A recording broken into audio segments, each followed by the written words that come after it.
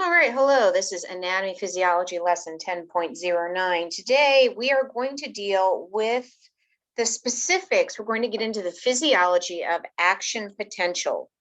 Action potential is the process by which a nerve impulse is transmitted.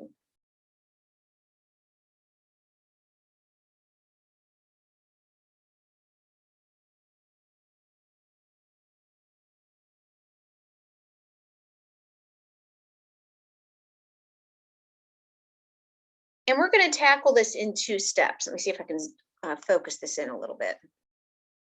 I think that's the best we're going to do.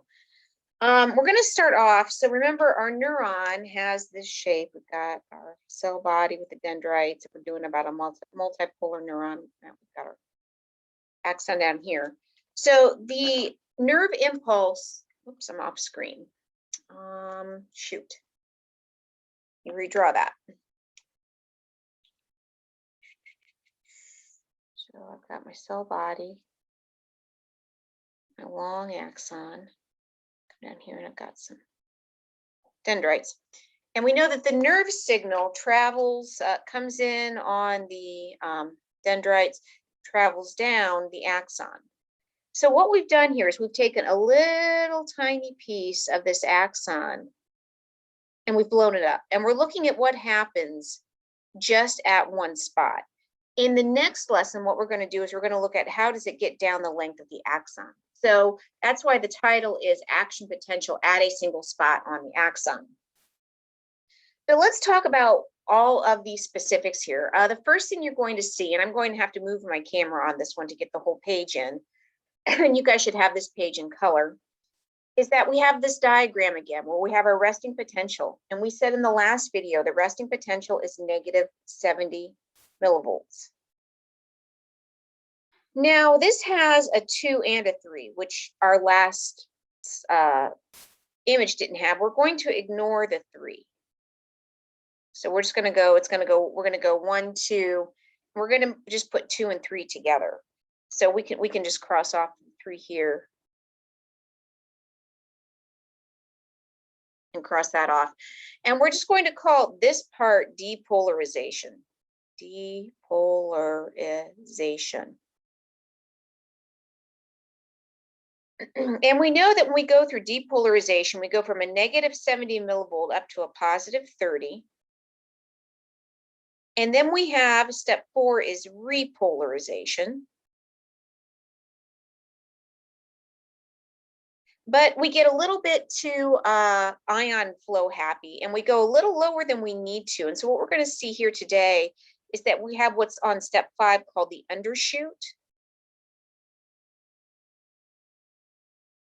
And our voltage drops a little bit too low. It drops down to negative 90 millivolts, which isn't the negative 70. So we have to come back up to resting potential. And the sodium potassium pump gets us there. So we're going to start here, and then we're going to deal with basically these 3 from here to here, here to here, here to here, these 3 steps. So let's start off with resting and review some of the things that we've talked about so far. And this is where I'm going to have to drag my camera. All right, so hopefully, if I didn't zoom in, you couldn't read the writing. And without the writing, this is a little bit difficult to go through. So let's just review what we're looking at. We have got the plasma membrane, which is the same thing as the cell membrane. And this is of the axon. So we're talking about on the axon, right? That's that little spot we were pointing to. The cytosol means the cytoplasm. So this is inside the cell. And extracellular fluid will be outside the cell. We have voltage gated ion channels, and we have 2 kinds. So this says in light purple, grab my light purple, this is a sodium channel. These are all, so light purple is sodium voltage gated ion channel. And in dark purple,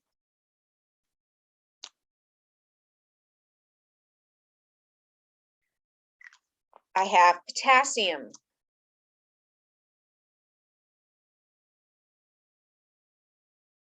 voltage gated ion channel.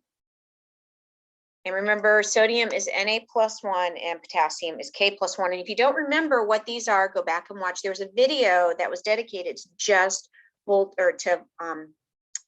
gated ion channels.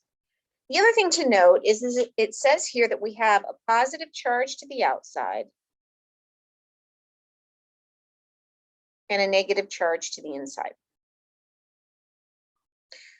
So when we are at rest, resting state, this is where we're starting from. The activation gates on the sodium and potassium channels are closed. So here's a gate, here's a gate, here's a gate. Those activation gates are closed. So we're going to use letters. The first thing to note here is that the gates are closed. And the second thing to note is that the resting potential of -70 millivolts is maintained. Do you remember what maintains them? Did you say the sodium potassium pump? So we're going to add the membrane's resting potential is maintained at -70 millivolts by the sodium potassium pump.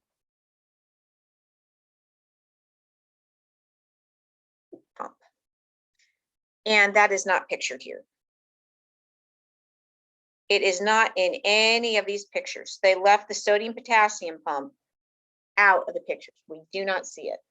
I'll have students who will say, oh, wait, I thought that was the sodium potassium pump. Nope, there is no sodium potassium pump in these pictures. The only thing we're looking at are these voltage gated ion channels.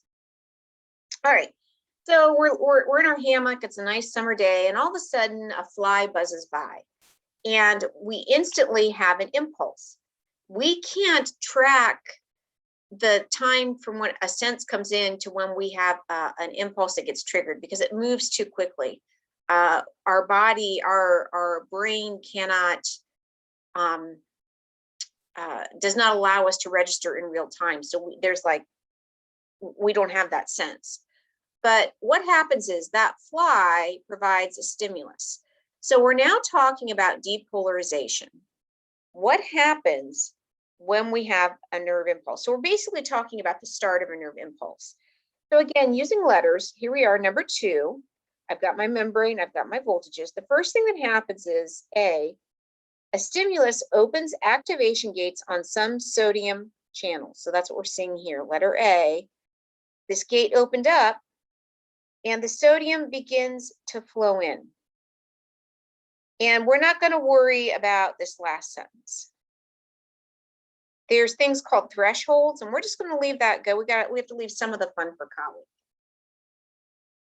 So we get the first initial sodium voltage gated ion channel opens up and some sodium flows in.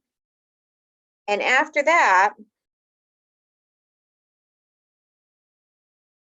it opens in this spot. The rest, when this gate opens, it triggers this gate. So what we're seeing here is we get this gate and this gate flooded, and all the gates in this vicinity open up and sodium starts to flow in. Well, what happens if you have a positive charge here and a negative charge here? This is creating a force. These are positive charges. Remember, opposites attract. So, whoops. Opposites attract. So this positive sodium wants to go to where it's negative. There is, when these gates are all closed, there's a force, an electromotive force that wants to push these sodium ions through. When the gates open, kind of like our analogy was people on Black Friday, when the gates open and the people know there are sales in, those sales represent a force that draw the people into the store. So as soon as these gates open, these positive sodium channels, or positive Na+ are drawn into the negative interior. And it says here a sodium influx. An influx is a rush. There's this huge rush, and it's not just 2. We get lots of these sodium ions rush into the inside of the cell. Well, now I have a whole bunch of positive charges on the inside. So this changes the charge. So we get this influx of sodium ions, and we get then letter C, the inside of the membrane becomes positive. In fact, it goes to positive 30 millivolts. So that's what we had here. We were at negative 70. The stimulus opens the gates. The sodium rushes in because it's drawn to the negative, but as more and more sodium rushes in, our charge flips and we go to positive 30. When we reach that positive 30 voltage, it changes things again. Now, over here, they have falling phase of the action potential. We're going to cross that off, and we're just going to put repolarization. Repolarization.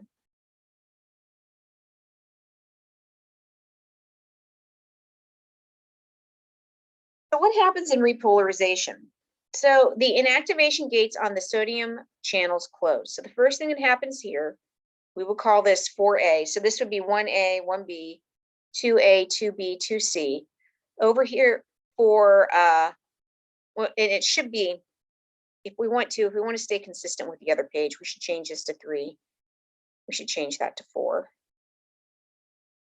So for 3A, the sodium gates close. So now you see that we have over here, this closes and this closes. Now you have to be careful because this diagram is showing, this is what we have at the beginning, this is what we have at the end.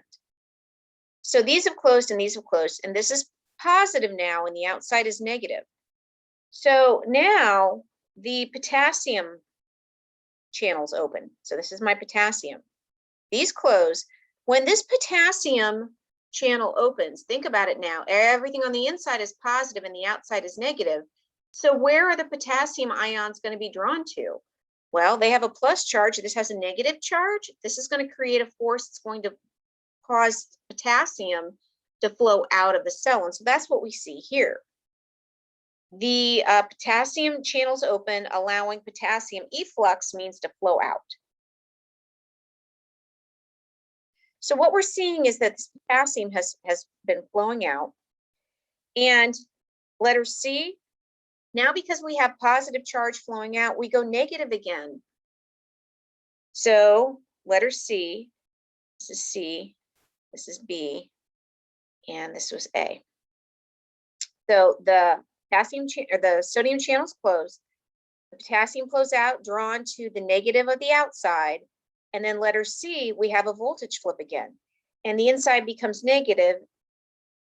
And it goes a little bit too far. It's a little bit over eager. It goes to negative 90 millivolts.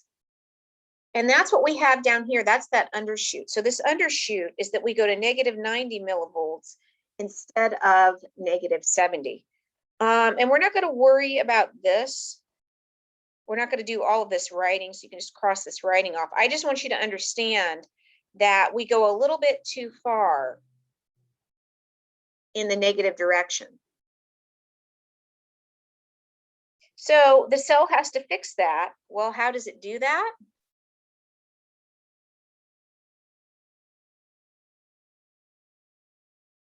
Sodium potassium pump. So to get back to our resting state, sodium potassium pump has to kick in and it has to reset this voltage. All right, so what are our takeaways here? Let's go back up to the top. So we're talking about the actual process of action potential. That's what we call it when we transmit a nerve impulse. And it has to start at a single spot. It's going to start at that spot and then it's going to spread down the axon. So all we're talking about here is how do we get started at a single point? And what we said is we're starting off with rest, from rest. We've got that negative 70 millivolt potential maintained by the sodium potassium pump. Then we go into our depolarization phase. So everything's closed. We are positive on the outside, negative on the inside. So when these gates open, the sodium voltage gated ion channels open, positive sodium ions are drawn into the interior of the cell by being attracted to that negative charge. And they don't just get a few, there's an influx, there's a whole huge rush.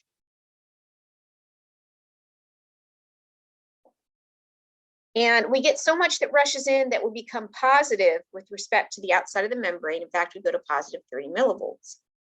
Well, so that's what we have here. We have to repolarize now. So everything, the first thing that happens is these Sodium voltage gated ion channels close. And remember, I know here it shows, this is showing at the end. When we start off, we've got a positive 30 and a negative or positive 30 on the inside. So when this potassium ion channel opens, the potassium is going to be drawn to the outside and you get a flowing out of the potassium, and it changes the charge again, and we go down to negative 90, which is a little bit too much. We call that our undershoot. So we flip down to negative 90, but the sodium potassium pump kicks in and resets it to negative 70, and we're good to go. All right, so in the next video, we're going to look at how does this then spread from one spot and go down the entire axon. But that's all for action potential at a given point.